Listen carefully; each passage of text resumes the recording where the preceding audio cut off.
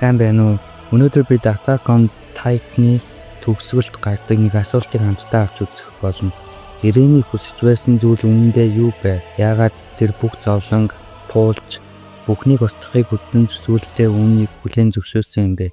Түүний сүүлийн үг үйлдэл нь бидэнд маш хөнгө үнцгий утга учир өгдөг үлээ. Ирээн эдэлтэй ямар ч үнээр хамаагүй би энэ үзэгдлийг харахыг хүссэн гэжээ.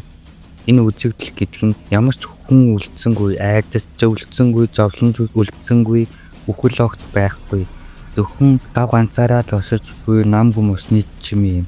Гол зүйл нь юу вэ гэхлээр энэ нь зүгээр чимээгүй байдал биш.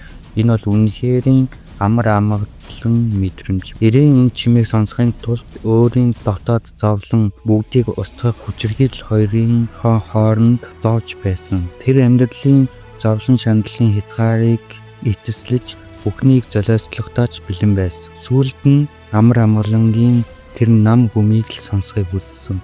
ертөнцийн дээр өөр хүн байхгүй, зөвхөн чи ганцаараа очиж байна гэсэн учир утгатай билээ. Ирээний хүсэж байсан зүйл бол ганцхан зовлонгүй нам хүн байв. Зовлон айдасгүй оршихуйн ориглыг хүсэж байсан билээ. Гэвч тухайн зам амаргүй. Хүн төрлөвтний 80% устгах зовлон үүрхээр шийдсэн. Бидний олж авах ёстой санаа нь юу вэ гэхлээр бид ч бас дотроо нам гүн байдлыг хүсдэг. Амар амгалангийг хайж байдаг үлээ. Гэхдээ энэ зүгээр чимээгүй байдал биш, харин сэтгэл санааны амар амгалан юм. Бидэнд үлдсэн өөр өөрийн замаар амар амгаланг олж мэдэрхэл үлдлээ.